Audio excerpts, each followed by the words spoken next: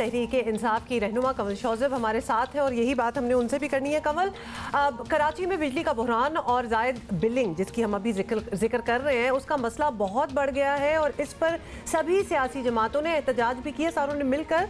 और अब अगर वज़ीर आज़म ख़ुद के इलेक्ट्रिक से मिल रहे हैं तो हमें क्या तवक्को रखनी चाहिए कि क्या मामला ठीक हो जाएंगे, बेहतरी आ जाएगी, क्या एक्सपेक्टेशन रखें? देखिए, नेपरा जो एक रेगुलेटर है वो एक हफ़्ते से इसकी इंक्वायरी कर रहे हैं और कंपनी के जो मसाइल हैं वो भी अपनी तरफ की स्टोरी दे रहे हैं। तो वज़ीर आज़म ने दोनों को बुला लिया है और दोनों से एक तरह से ये है कि बैठा के हियरिंग करेंगे, चेक करेंगे कि असल में इशू और बिगाड़ का है, क्योंकि अल्टीमेटली ब्लेम गेम से या एक दूसरे के ऊपर शिफ्ट करने से बर्डन ये मसले हल नहीं होंगे। इतना बड़ा जब मसला खड़ा हो जाए तो उसको फिर तरीक़ेकार जो है वो यही है कि इसको सॉर्ट आउट कैसे किया जा सके। तो इसलिए वज़ीर आज़म ने इस पर पूरा नोटिस भी लिया है और कोशिश कर रहे हैं कि इसको हम एमिकेबली सॉर्ट आउट कर दें और देखें कि जहाँ पे वफाक के जहाँ तक उसका हदूदों के यूद हैं और जितना हमारे इख्तियारात हैं उससे बाहर हमें कितना जाना है और उसके अंदर रहते हुए हम कितने अच्छे तरीके से इसको कर सकते हैं। तो मुझे पूरी उम्मीद है इंशाअल्लाह ताला इसमें बेहतरी लाई जाएगी और सिस्टम को ठीक करने की, फिक्स करने की, पहले इशू और प्रॉब्लम आइडेंटिफाई किया जाए कि कहाँ कहाँ मसला आ रहा है। कैपेसिटी के सीरियस चार्जेस हैं, डिस्ट्रीब्यूशन लाइंस के प्रॉब्लम है, ट्रांसमीटर्स का प्रॉब्लम है, ट्रांसमिशन लाइंस का प्रॉब्लम है, ये इश्यूज़ हैं।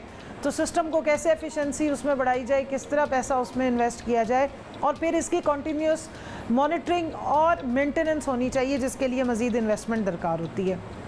तो उम्मीद है इंशाअल्लाह ताला वज़ीर आज़म जब रेगुलेटर को और कंपनी के ओनर्स को बुलाएंगे, बिठाएंगे तो बात किसी न हद तक पहुंच जाएगी। कंवल साहब, you seem to know a lot. अब ये बताइएगा कि असद उमर साहब को इस मिशन पे कराची भेजा गया था जहाँ उन्होंने एटलीस्ट जो अनअनाउंस्ड गैर एलानिया लोड शेडिंग है उसे ख़त्म करने के दावे के साथ ये धमकी भी दी थी कि इलेक्ट्रिक ने अगर मामला ठीक ना किए तो हुकूमत अपनी तहवील में ले लेगी। How can that work out? क्या ये ऑप्शन मौजूद है?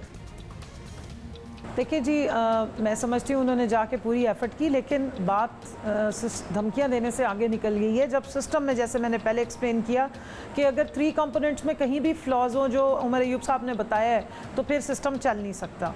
तो इसलिए ऑप्शन है, क्योंकि जो कंपनी जिसने इसको प्राइवेटाइजेशन के टाइम पे ख़रीदा था और जिन्होंने बिडिंग की थी अबराज वाले, जिस वक्त नवाज शरीफ साहब की हुकूमत थी, और ऐड ऑन कर दूं कि जिन पर इस बात में न्यूयॉर्क टाइम्स में भी एक आर्टिकल छपा हुआ है कि बिडिंग में उनको स्पॉन्सर किया गया था नवाज शरीफ साहब की तरफ से, तो वो अब कंपनी उनकी डिफ़ॉल्ट कर गई है।